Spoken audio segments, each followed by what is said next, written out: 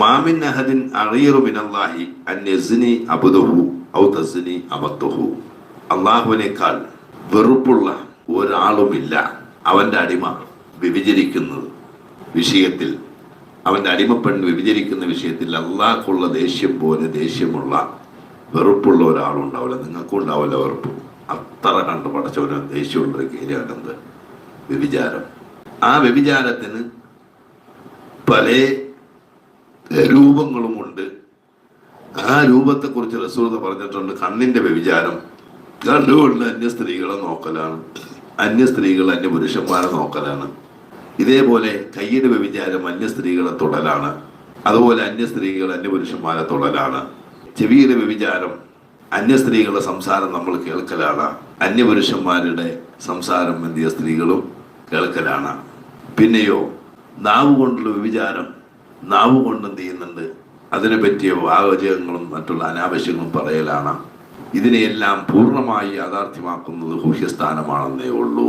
അപ്പൊ വ്യഭിചാരം ഇത് മാത്രമല്ല. നമ്മളാകെ മനസ്സിലാക്കിയിരിക്കുന്നത് ഏത് അയൽവാസിയായാൽ മതി, നമ്മളോടൊപ്പം താമസിച്ചാൽ മതി, പിന്നെ ആ പെണ്ണൊക്കെ നമുക്കല്ലാല.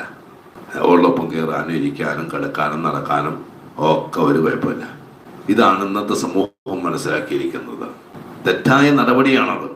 പറഞ്ഞാൽ ആ പറയുന്നവന് സുഖമില്ലെന്നൊക്കെ ആൾക്കാർ പറയും. കാരണം ദീനതാണ്.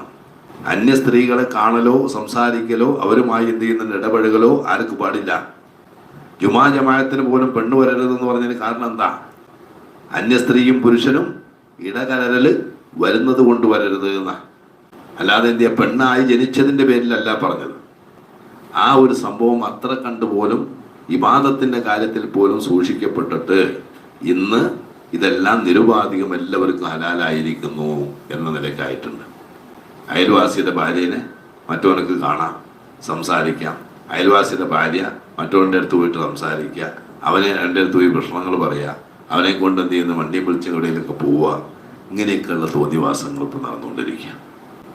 ഇത് തെറ്റാണെന്ന് പറയുന്ന ആ ദീനീ ബോധം ഇപ്പോൾ ഇവിടെ എന്ത് ചെയ്യുന്നുണ്ട് പറഞ്ഞാൽ ഇതൊരു പുതിയ മതമാണെന്ന് ആൾക്കാർ പറയും. കാരണം അത്ര കണ്ട് സമൂഹത്തിൽ ഇത് മോശമായി പോയിരിക്കുന്നു.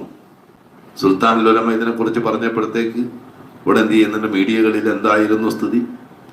പെണ്ണുമാണോ ഒന്നിച്ച് വ്യായാമത്തിന് പോകരുത്, അങ്ങോട്ടും ഇങ്ങോട്ടും എന്ത് ചെയ്യുന്നുണ്ട്? പെണ്ണുങ്ങൾക്ക് പെണ്ണുങ്ങളുടേതായ വ്യായാമ സ്ഥലങ്ങളിൽ പോയി ചെയ്യുക, ആണുങ്ങളുടെ ഇതിനകത്ത് ചെയ്യുക. പെണ്ണുമാണ് ഒന്നിച്ചെത്തിയ വ്യായാമത്തിൽ ഏർപ്പെടലും മറ്റുള്ള പരിപാടികളും നിർത്തിവെക്കണം എന്ന് പറഞ്ഞപ്പോഴത്തേക്ക് എത്ര ആളുകളാ വന്നത് കാന്തപുരത്തെ പഠിപ്പിക്കാൻ.